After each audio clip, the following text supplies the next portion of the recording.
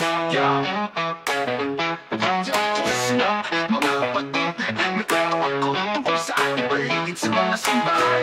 Anong nangyayari? Puro saya, pero nasaan na tunay na pag-ibig? Kawawa ang generation ngayon sa mga simbahan. Parang nagbabakasyon, hindi na seryosohan. Patotoo ng bawat isa, wala nang halaga. Basta't masaya, sayaw palakpak. Kanta tuwing linggo sa iglesia. Hindi interesado sa righteous living.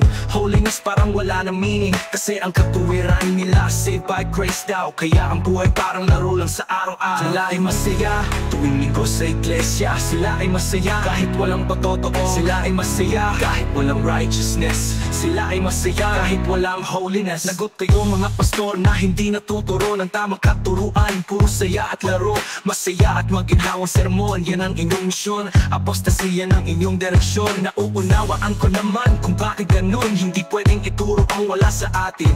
Pero sana'y magising mga kapatid sa tunay na buhay na may kabanalan at pag-ibig. Sila ay masaya tuwing linggo sa iglesia. Sila ay masaya kahit walang patotoo. Sila ay masaya kahit walang righteousness. Sila ay masaya kahit walang holiness. Kawawa ang generation, parang wala ng direksyon. Sa bawat sermon, puro saya, walang leksyon. Righteous living, holiness, saan napunta? Sa bawat linggo, puro kanta, walang patotoo. Hindi na interesado sa buhay na matuwid, kasi ang katuwiran saved by grace, yan ang sali. Kaya ang buhay parang laro lang, walang seryosohan. Kahit sa harap ng Diyos, parang walang pakalaman. Sila ay masaya tuwing linggo sa iglesia. Sila ay masaya kahit walang patotoo. Sila ay masaya kahit walang righteousness. Sila ay masaya kahit walang holiness. Sa bawat pagtitipon, puro saya at kantahan. Walang seryosohan, parang nag-aaliwan. Mga pastor, saan napunta ang tamang katuruan? Puro na lang kasiyahan, walang kabanalan. Lagot kayo mga pastor na hindi natuturo ng tamang katuruan. Puro saya at laro,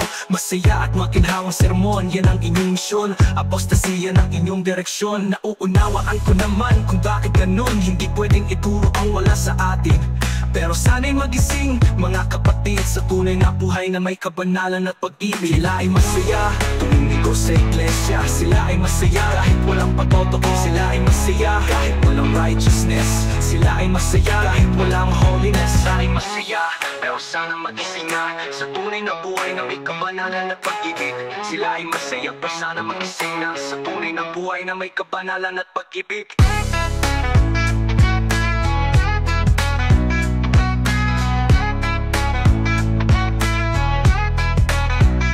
Sila ay masaya, pero sana magising na sa tunay na buhay na may kabanalan at pag-ibig. Sila ay masaya, pero sana magising na sa tunay na buhay na may kabanalan at pag-ibig.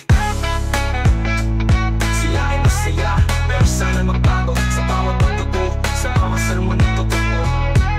Sila ay masaya, pero sana magising sa tunay na buhay na may pag-ibig at pagninilay-nilay.